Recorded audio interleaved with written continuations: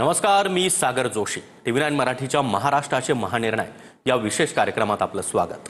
Maharashtra police दलामधील शिपायांची सुमारे 15,000 पदं भरण्यात येणार आहेत। पोलीस शिपाई भरती प्रक्रियेला मंत्रिमंडळ बैठकीमध्ये मान्यता देण्यात आली आहे। मुख्यमंत्री देवेंद्र फडणवीस या बैठकीच्या अध्यक्षस्थानी होते। या भरतीमध्ये सन 2022 आणि सन 2023 मध्ये संबंधित पदाची विहित वयोमर्यादा ओलांडलेल्या उमेदवारांना देखील एक वेळची विशेष बाब म्हणून अर्ज करता येणार आहे आणि या भरती प्रक्रियेमध्ये सहभागी होता येणार आहे।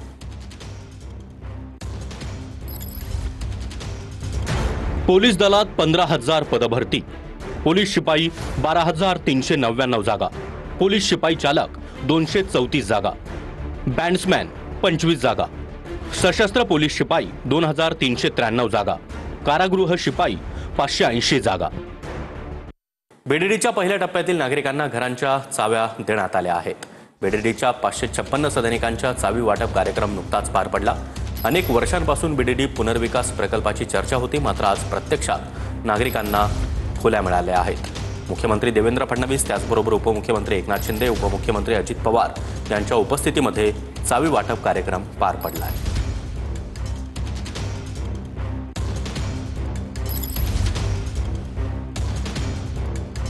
अतिशय वाईट अशा प्रकारची ती अवस्था होती। सीलिंग खाली पडत होतं, एक रूम होती, काही नुसते पडदे लावलेले होते। मला असं वाटतं की म्हणाला ती चाळ होती, पण झोपडपट्टीपेक्षा देखील वाईट परिस्थिती ही तिथल्या अनेक लोकांकडे मला पाहायला मिळाली। आणि त्यावेळेस असं वाटलं की खरोखर ही सगळी मंडळी इतक्या हाल अपेष्टा सहन करत या ठिकाणी राहत आहेत।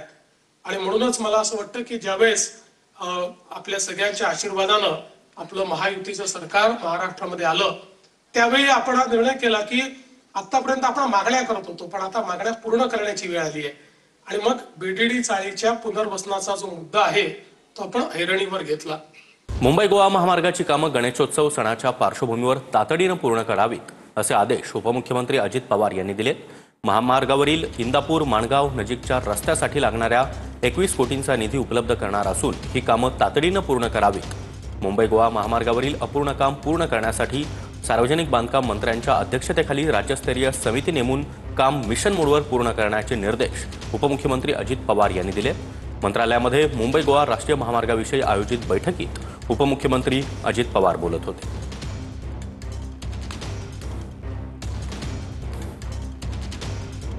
नागपूरच्या रघुजीराजे भोसलेंची तलवार लंडनहून महाराष्ट्रात येण्याचा मार्ग आता मोकळा झाला।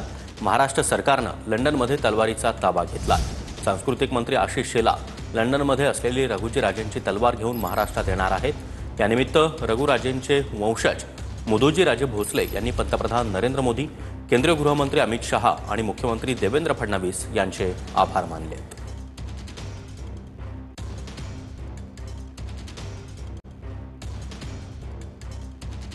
मी स्वतः माननीय देवेंद्र फडणवीसजींच्या मुख्यमंत्री महोदयांच्या नेतृत्वात या लिलाव प्रक्रियेमध्ये पूर्ण आपण सहभागी झालो।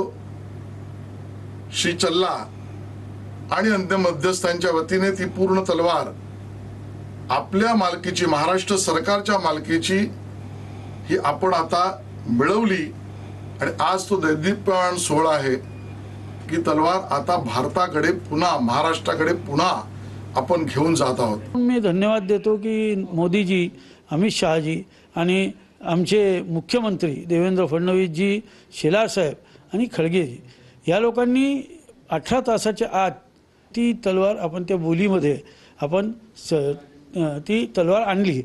नवी मुंबईमध्ये मुख्यमंत्री देवेंद्र फडणवीस आणि सिंगापूरचे उपपंतप्रधान गन किम योंग यांच्या हस्ते कॅपिटॉलंड डेटा सेंटरचं लोकार्पण संपन्न झालं। यामध्ये महाराष्ट्रात डेटा सेंटर आणि औद्योगिक पार्कसाठी 19,200 कोटींच्या गुंतवणुकीचा मार्ग देखील मोकळा झाला। त्यामुळे रोजगाराच्या 60,000 संधी थेट उपलब्ध होणार आहेत।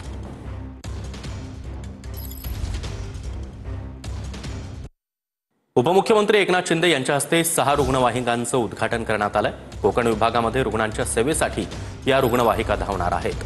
5 जिल्ह्यामध्ये आतापर्यंत 35 रुग्णवाहिका सुरू झाल्या आहेत। रुग्णवाहिकेमध्ये ऑक्सिजन सप्लायरसह इतर सोयीसुविधा देखील उपलब्ध असणार आहेत।